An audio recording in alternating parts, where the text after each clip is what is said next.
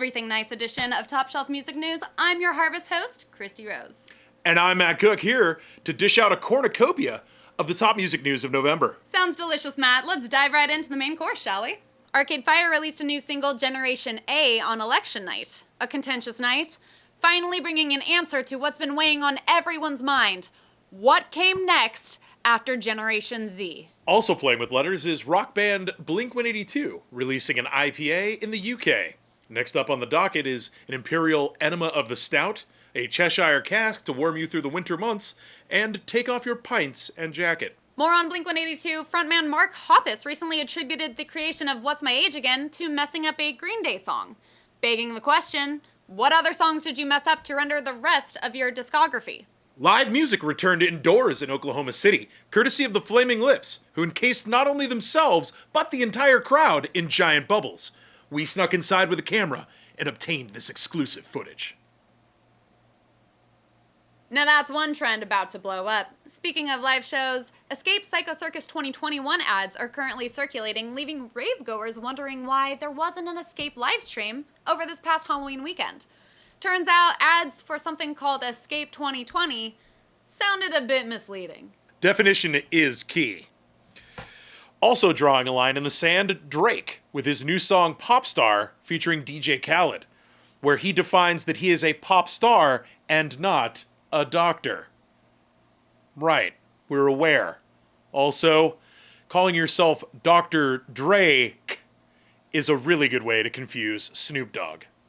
Psh, changing names is easy, Matt. Just ask the artists formerly known as Lady Antebellum and Dixie Chicks. And you know what else is apparently easy? Filming an entire music video at Michael Jackson's Neverland Ranch. Florida rapper Daeshard is now being charged with alleged trespassing for the video, but to be fair, the Neverland Ranch has never really been big on consent.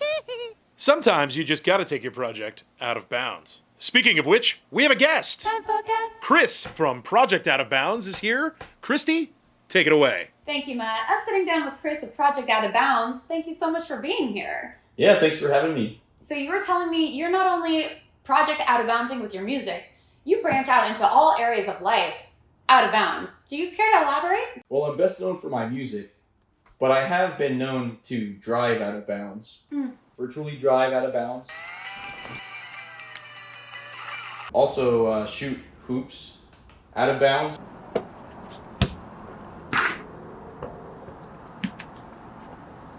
Mail letters out of bounds.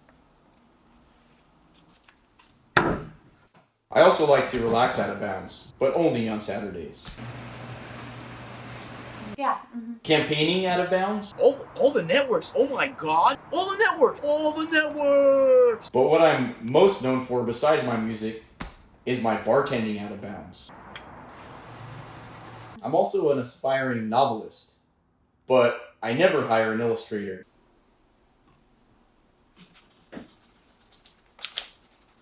A man of many talents. Kris of Project Out of Bounds, back to you, Matt. My, what a boundary-breaking lad. So creative in his endeavors. And Kris isn't the only one thinking outside the box. Just ask Australian pop star Kylie Minogue, who brought back disco with her new album, Disco. She turned her home studio into Studio 54 using a series of bed sheets, roller skates, AAA batteries, a disco ball, and 37 Quaaludes. And if you thought bringing disco back from the dead wasn't the biggest twist in music this month, you have another thing coming. Obviously, you haven't heard David Hasselhoff's new heavy metal song, Through the Night. That's Night, K-N-I-G-H-T, an obvious homage to his glory days. The 80s. Another unlikely celebrity branching into music is heavyweight champion Mike Tyson, who just dropped the EDM single, I'm Mike Tyson, because nothing makes you rave harder than when the DJ says, put your hands up, put your hands up. And just when you thought the genre hopping couldn't get any more bizarre, up pops Miley Cyrus, announcing an entire album of Metallica covers, for whom the wrecking ball tolls. The new Ariana Grande album may be the talk of the town, but there's been a surge of music across all the genres due to quarantine, from Stevie Nicks to Bruce Springsteen to Sam Smith. Next up, an epic tale of collaboration between the three, The Boss, The Witch, and whoever the hell Sam Smith is. Foo Fighters teased their latest single, Shame Shame, on social media with posts featuring more and more instruments. The real shame is that the final post featured all the instruments and sounded terrible. And I think it's a shame that we don't have any live music to report for the end of the year. That's not true, Matt. That's not true. We actually do have live music down by the river. That's right.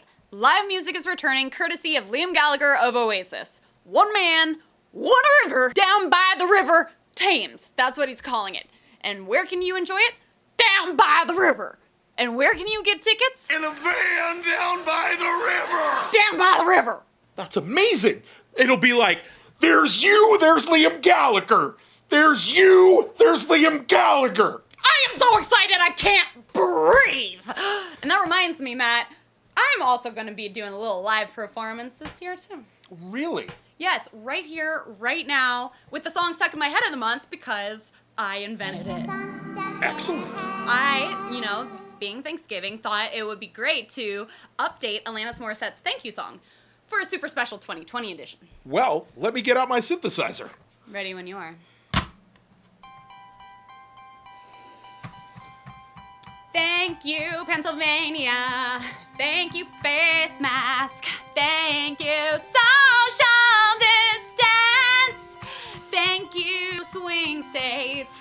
Thank you, Borat. Thank you, Biden.